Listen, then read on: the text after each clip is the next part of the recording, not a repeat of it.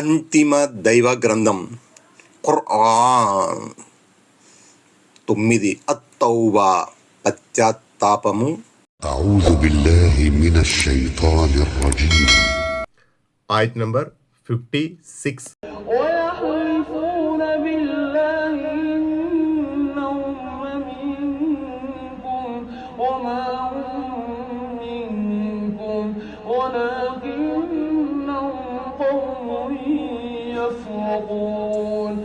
ఆయత్ నంబర్ 56.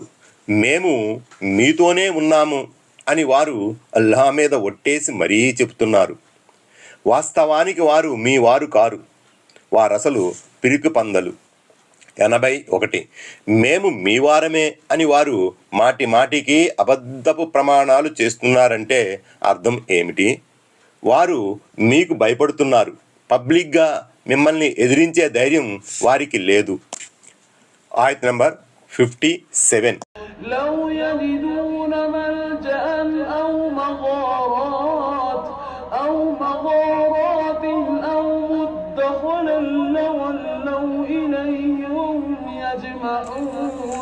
ఆయత్ నంబర్ 57. వారికి రక్షణా స్థలం కానీ, గుహలు కానీ, తలదూర్చే చిన్న బిలం కానీ ఏది కనిపించినా వారు దాని వైపుకు పగ్గాలు తెంచుకుని పారిపోతారు. 82.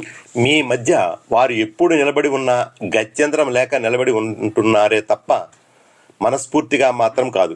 ఏ కాస్త సందు దొరికినా ఉన్న పడంగా పారిపోయి తలదాచుకోవాలని చూస్తూ ఉంటారు. ఆయత్ నంబర్ 58.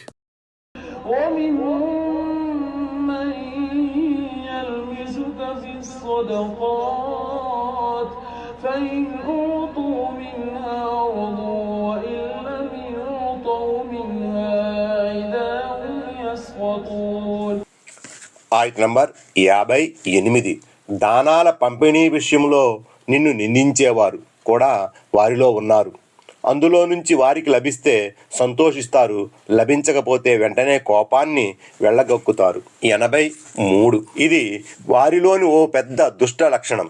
ఆఖరికి వారు దైవ ప్రవక్త సల్లల్లాహు అలైహి వసల్లం న్యాయశీలంపై వేలెత్తే వరకు పోయారు.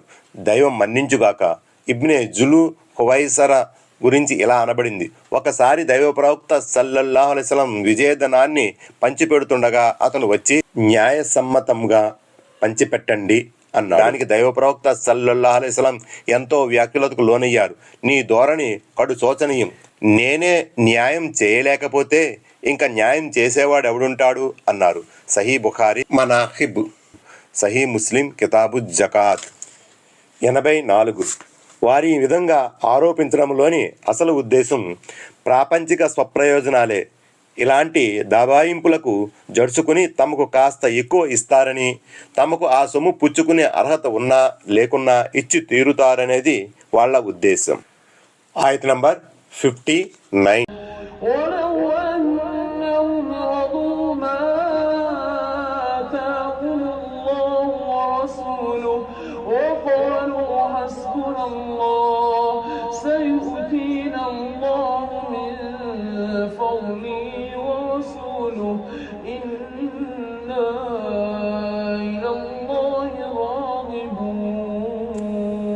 ఆయత్ నంబర్ 59.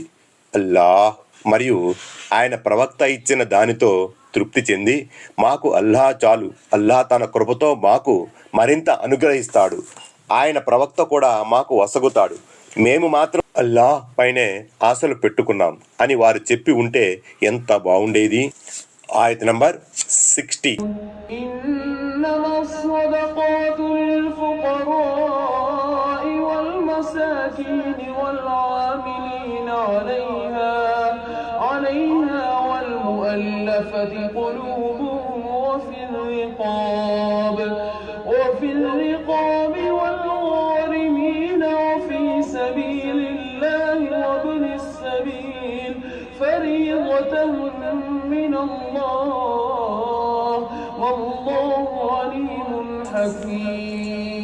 ఆయత్ నంబర్ 60. దానాలను కేవలం నిరుపేదల కొరకు, అభాగ్య జీవుల కొరకు, వాటి వసూళ్ల కోసం నియమితులైన వారి కొరకు, హృదయాలను ఆకట్టుకోవలసి ఉన్న వారి కొరకు, మెడలను విడిపించడానికి రుణగస్తుల కొరకు, దైవ మార్గం కొరకు, బాటసార్ల కొరకు వెచ్చించాలి. ఇది అల్లా తరపున నిర్ణయించబడిన ఒక విధి. అల్లా మహాజ్ఞాని, మహావివేకి. 85. సదకాత్ దాన ధర్మాలకు అర్హులు ఎవరో, వాటిని ఏ ఏ పద్ధతుల్లో ఖర్చు పెట్టాలో స్పష్టంగా విశదపరచడానికి ఈ ఆయతులో పేర్లు పెట్టి మరీ చెప్పడం జరిగింది. ఇక్కడ సదకాత్ దానాలు అంటే సదకాతే వాజిబా, విధిగా చెల్లించవలసిన దానాలు అని అర్థం. అంటే జకాత్ అన్నమాట. ఈ ఆయతులో పేర్కొనబడిన 8 పద్దులు మినహా మిగిలిన పద్దుల్లో ఈ మొత్తాన్ని ఖర్చు పెట్టడానికి వీల్లేదు. ఈ 8 పద్దుల్లోనూ విధిగా పంచిపెట్టాలా, లేక అవసరాన్ని బట్టి వాటిల్లో కొన్ని పద్దుల్లో సరిస్తే సరిపోతుందా అన్న విషయమై భిన్నాభిప్రాయాలు ఉన్నాయి. ఇమాం షాఫీ మొదటి అభిప్రాయం వైపుకు మొగ్గు చూపారు. అయితే ఇమాం మాలిక్, ఇమాం అబూ హనీఫా తదితరులు రెండవ అభిప్రాయం వైపుకు మొగ్గారు. రెండవ అభిప్రాయమే చాలా వరకు సమంజసం. ఇమాం షాఫియా ప్రకారం జకాతు పైకాన్ని 8 పద్దుల్లో ఖర్చు పెట్టడం అవసరం. అంటే పరిస్థితులను, అవసరాలను పట్టించుకోకుండా పంపిణీ చేయవలసిన జకాతును 8 వాటాలుగా చేసి 8 పద్దుల్లో ఎంతో కొంత ఇవ్వాల్సిందే. కాగా రెండవ అభిప్రాయ ప్రకారం అవసరాన్ని, పరమార్థాలను అంచనా వేసి ఏ ఏ పద్దుల్లో వెచ్చించడం ఎక్కువ ప్రయోజనకరమో ఆ పద్దులకు జకాత్ మొత్తాన్ని కేటాయించాలి. ఇతర పద్దుల్లో కేటాయించడానికి జకాత్ సొమ్ము మిగలకపోయినా పర్వాలేదు. ఈ రెండో అభిప్రాయంలో ఉన్నంత సమంజసత్వం మొదటి అభిప్రాయంలో లేదు. 86. ఆ 8 పద్దుల్లో అప్పీళ్లు ఇవి: 1, 2 నిరుపేదలు, అభాగ్యజీవులు. ఈ 2 పదాలకు దగ్గరి సంబంధం ఉంది. ఒక దానిలో రెండవ ఇమిడి ఉంటుంది.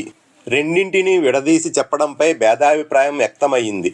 నిరుపేదలన్నా, అగత్యపరులన్నా అవసరాలు తీరని వారు, తమ జీవితావసరాలు తీరటానికి ఎంత ప్రయత్నించినా తగినన్ని వస్తువులకు నోచుకోని వారు అని భావం.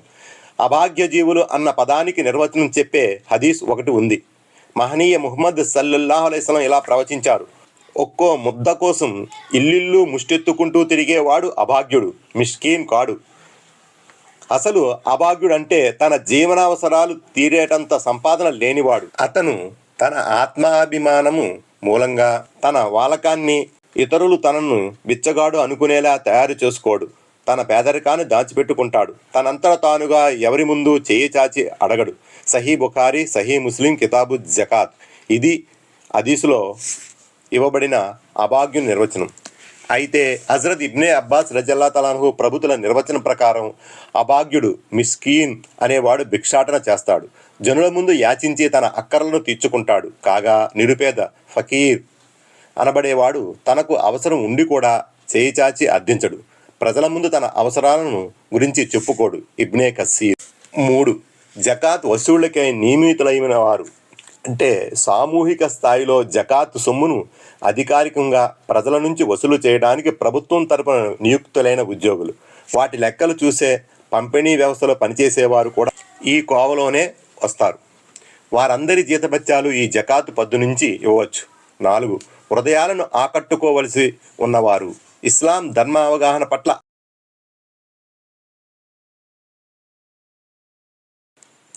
ఆసక్తి కనబరుస్తున్న ముస్లిమేతరులు తాము ఎదుర్కొంటున్న ఆర్థిక ఇబ్బందులు కనుక తీరిపోతే ఏకాగ్రతతో ధర్మచింతన చేయగలిగే అవకాశం ఉన్నవారు అప్పుడప్పుడే ఇస్లాం స్వీకరించిన నవ ముస్లింలు, ఇస్లాం శిక్షణ కోసం జీవనోపాధిని వదులుకుని వచ్చినవారు. వారికి చేసే ఆర్థిక సాయం వల్ల ఇస్లాం ధర్మంపై నిలకడ ప్రాప్తించే అవకాశం ఉన్నవారు తాము పొందిన ఆర్థిక సహాయంతో తమ జీవనావసరాలను తీర్చుకోవడంతో పాటు తమ ప్రాంతాల్లో నివసించే బలహీన ముస్లింలకు చేదోడు వాదోడుగా ఉంటారని ఆశించబడేవారు. వీళ్ళంతా మనసులు తెలుసుకోవలసి ఉన్న వారి జాబితాలోకి వస్తారు. ఇలాంటి వారిపై జకాత్ మొత్తాన్ని వెచ్చించవచ్చు. ఆయా వ్యక్తులు స్థితిమంతులైనప్పటికీ వారికి ఇవ్వవచ్చు. అయితే హనఫీల దృక్పథం ప్రకారం ఈ రకమైన వ్యయం సమాప్తమైపోయింది, కానీ ఇది సరైంది కాదు. పరిస్థితుల స్వభావ స్వరూపాలను దృష్టిలో పెట్టుకొని ఎప్పుడైనా ఈ విధంగా ఖర్చు పెట్టవచ్చు. అన్ని కాలాల్లోనూ ఇలాంటి పరిస్థితులు ఉత్పన్నం అవుతూ ఉంటాయి. 5. మెడలు విడిపించడం అంటే బానిసల విముక్తి. ముఖాతబ వ్రాతపూర్వక ఒప్పందం చేసుకున్న బానిసలకు మాత్రమే ఈ పద్దు వర్తిస్తుందని కొంతమంది విద్వాంసులు వ్యాఖ్యానించారు. బానిసల్లో ప్రతి ఒక్కరికి వర్తిస్తుందని మరికొందరు అభిప్రాయపడ్డారు. ఇమాం షౌకానీ రెండవ అభిప్రాయానికే ప్రాధాన్యత ఇచ్చారు. 6. రుణగ్రస్తులు, గారిమీన్. ఆలుబిడ్డల పోషణార్థం అప్పు చేసి ఆ అప్పుల భారం నుండి బయటపడలేకపోయిన వారు, అంటే తమ వద్దనున్న వస్తు సామగ్రిని, ఉత్పత్తి కారకాలను అమ్మివేసిన అప్పులు ఊబి నుంచి బయటపడగల స్థితిలో లేని వారిని భావం. రుణగ్రస్తులకు జామీనుగా ఉండడానికి అంగీకరించిన కారణంగా అనూహ్యమైన రీతిలో రుణాన్ని చెల్లించవలసిన భారం మీద పడిన వారు, అనుకోని విధంగాను ప్రకృతి వైపరీత్యాల వల్లను వ్యాపారంలో తీవ్రంగా నష్టపోయి రుణగ్రస్తులైన వారు, వీరందరికీ జకాత్ పద్దు నుంచి ఆర్థిక సహాయం అందించవచ్చు. 7. దైవ మార్గంలో ఫీ సబీలిల్లాహ్ అంటే ధర్మయుద్ధం కోసం అన్నమాట. యుద్ధ సామగ్రిని సమకూర్చుకోవడానికి, యోధుల అవసరాలను తీర్చడానికి జకాతును వెచ్చించడం సమ్మతమే. హజ్, ఉమ్రాలు కూడా దైవ మార్గం ఫీ సబీలిల్లాహ్ పద్దు కిందకి వస్తాయి ని హదీసుల ద్వారా రూఢి అవుతుంది. అలాగే దైవ ధర్మ ప్రచారం కోసం కూడా ఈ మొత్తాన్ని వెచ్చించవచ్చని కొంతమంది విద్వాంసులు భావించారు. ఎందుకంటే ఇది కూడా జిహాద్ మాదిరిగానే సత్యధర్మ ఉన్నతికై జరిగే కృషి అని వారు సూత్రీకరించారు. 8. బాటసారులు ఇబ్ను సబీల్ కొరకు అంటే ఒక వ్యక్తి స్థితిమంతుడు అయినప్పటికీ ప్రయాణ సమయంలో అనూహ్యమైన రీతిలో సహాయానికి అర్హుడైన వాడు, ఆర్థిక అవసరం ఏర్పడిన వాడు, ఇలాంటి వారికి కూడా జకాతు పద్దు నుంచి ఆర్థిక సహాయం చేయవచ్చు.